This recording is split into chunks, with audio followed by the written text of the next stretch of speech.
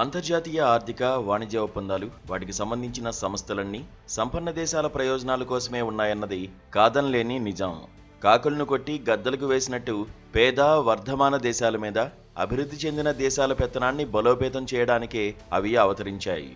అప్పటికీ సంతృప్తి చెందని అమెరికా ఈ ఒప్పందాలు నిర్దేశించిన నియమాలను కూడా కాలరాస్తున్నది. అమెరికా తన రైతులకు భారీ సబ్సిడీలు ఇస్తూ వారు పండించిన పంటలను తక్కువ ధరలకు ఎగుమతి చేసుకుని లాభపడేలా చూస్తోంది. ఇది వర్ధమాన దేశాల్లో వ్యవసాయ సంక్షోభాన్ని సృష్టిస్తోంది. ఇంకా జన్యు మార్పిడి పంటల భారీ ఎగుమతి, వాణిజ్య పంటల సాగును మితిమించి ప్రోత్సహించడం వంటి చర్యలతో అమెరికా వంటి సంపన్న దేశాలు పేద దేశాల సాగు వైవిధ్యాన్ని దెబ్బతీస్తున్నాయి, ఆహార భద్రతకు హాని తెస్తున్నాయి.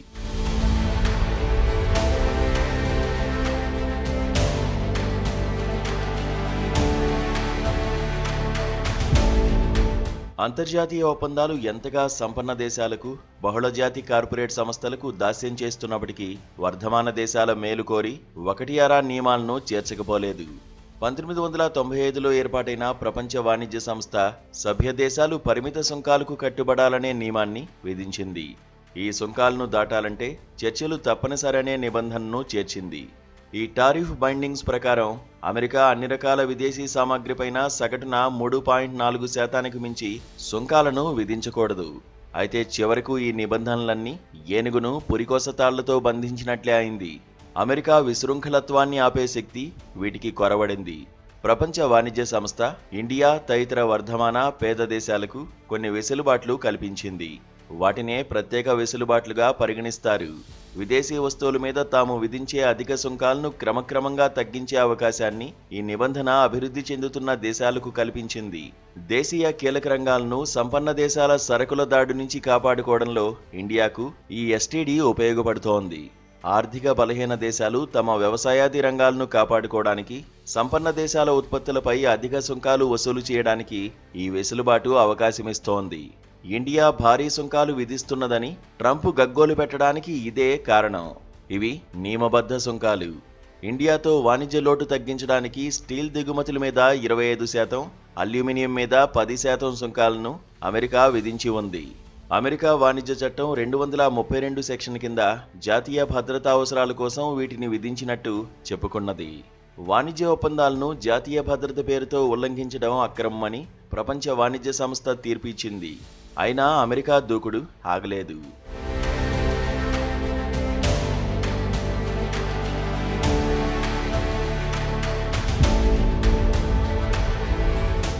వాణిజ్య రంగంలో ఇండియాను బూటుకాళ్లతో తొక్కిపట్టి తన షరతులకు అంగీకరింపజేయాలని ట్రంప్ తెగబడుతున్నాడు. ప్రధాని మోదీ తన సన్నిహిత మిత్రుడు అంటూనే భారతీయ సరుకులపై 25% సుంకంతో పాటు రష్యా నుంచి క్రూడ్ ఆయిల్ను కొంటున్నందుకు అదనంగా మరో 25%, మొత్తంగా 50% సుంకాలను విధించాడు. ట్రంప్ విధించిన ఈ 50% సుంకాలు అమెరికాకు భారతీయ ఎగుమతులను దారుణంగా దెబ్బతీస్తున్నాయి. ఆగస్టు 6 వరకు 10% సుంకాలనే భరించిన ఇండియా ఆ నెల 27 వరకు 25%, ఆ తర్వాత నుంచి 50% సుంకాలను చెల్లిస్తోంది. ఈ విధంగా అధిక సుంకాల భారం ఆగస్టులో పరిమితమే అయినప్పటికీ ఆ కొద్ది రోజుల్లోనే ఇండియా నుంచి అమెరికాకు స్మార్ట్ ఫోన్ల ఎగుమతులు 58% తగ్గిపోయాయి. మందుల ఎగుమతులు 13.3% పతనమయ్యాయి. అల్యూమినియం 18%, ఇనుము స్టీల్ 13.1%, రాగి 10.2% పడిపోయాయి.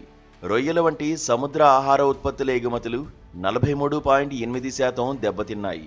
ఈ అన్ని రంగాల్లోనూ దేశంలో ఉద్యోగాలు గణనీయంగా మాయమయ్యాయి. నిరుద్యోగం ప్రబలుతోంది. వాస్తవానికి ఇండియాపై ట్రంప్ కోపానికి కారణం మనం రష్యా నుంచి ఆయిల్ కొనడం ఒక్కటే కాదని, అమెరికా నుంచి జన్యు మార్పిడి మొక్కలను కొనుగోలు చేయకపోవడమేనని స్పష్టపడిపోయింది.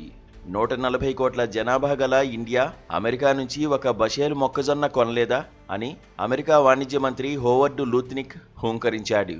ఇండియా మెడలు వంచి అమెరికా మొక్కజొన్నను కొనిపిస్తాను చూడండి అని గాండ్రించాడు.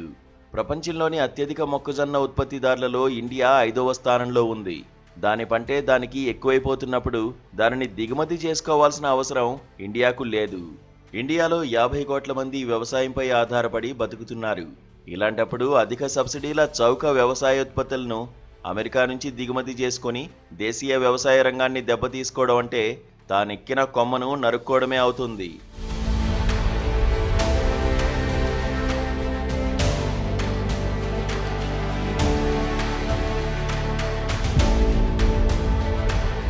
ట్రంప్ ప్రకటించిన ఏకపక్ష టారిఫ్ యుద్ధం అమెరికాకు మేలు చేయకపోగా తీవ్ర సంక్షోభాన్ని దాని మెడకు చుడుతోంది.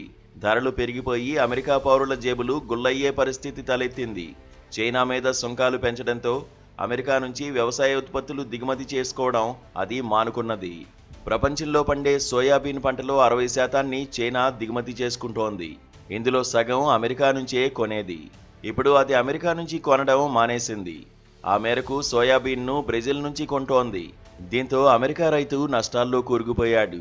ముఖ్యంగా ట్రంప్ మద్దతుదారులు, మితవాద రైతులు అత్యధికంగా ఉన్న మధ్య అమెరికా రాష్ట్రాల సోయాబీన్, మొక్కజొన్న పంటలకు ఎగుమతి ద్వారాలు మూసుకుపోయాయి. దీంతో ఇండియాను భయపెట్టి తన జన్యు మార్పిడి మొక్కజొన్నను కొనుగోలు చేసేలా ఒప్పించాలని అమెరికా అన్ని ఉపాయాలను ప్రయోగిస్తోంది. అమెరికా రైతు వర్గం చాలా బలమైంది. ఒక్కొక్క రైతుకి కనీస పక్షం 500 నుంచి 10,000 ఎకరాల భూమి ఉంటుంది. వీరి లాభాల కోసం 1/6 ఎకరాల కమతాలు మాత్రమే ఉండే భారతీయ బక్క రైతు రక్తాన్ని మరింతగా పీల్చుకోవాలని అమెరికా చూస్తోంది.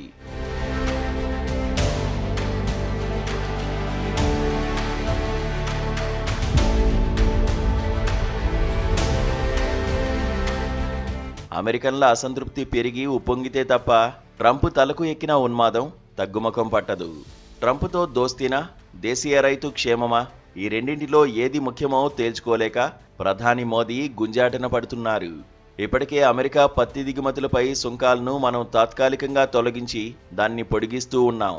చైనా మాదిరిగా అమెరికా సరుకులపై ప్రతి సుంకాలను విధించి సవాల్ చేయడానికి ఇంకా భయపడుతున్నాం. ఇది మోదీ మనస్తత్వాన్ని ప్రతిబింబిస్తున్నది. అమెరికా కపట మైత్రి, దాని భారీ సుంకాల వాస్తవికత ఎంతగా గాయపరుస్తున్నా వాణిజ్య చర్చల్లో ఏదో ఒక సానుకూలత లభిస్తే మళ్లీ దాని పంచన చేరవచ్చని బహుశా మోదీ ఎదురు చూస్తుండొచ్చు. రక్తం చవిచూడనిదే పులి వదిలిపెట్టదనే సంగతి అందరికీ తెలిసిందే. భారత సువిశాల మార్కెట్పై అమెరికా కన్నేసింది. మన రైతుల ప్రయోజనాలపై పడగనీడపరిచింది. చవకగా లభిస్తున్న రష్యా చమురును కొనుగోలు చేయడం ఇండియా చేస్తున్న నేరంగా అమెరికా చూపిస్తున్నది. ఈ అమెరికా వైఖరి వల్ల రష్యా, చైనాలకు ఇండియా చేరువ కాక తప్పడం లేదు. మున్ముందు సైతం ఈ సాన్నిహిత్యాన్ని బలోపేతం చేసుకుని చైనాతో సరిహద్దు వివాదాన్ని కూడా ఉభయహితంగా పరిష్కరించుకోగలిగితే ఇండియాకు గణనీయమైన మేలు జరుగుతుంది.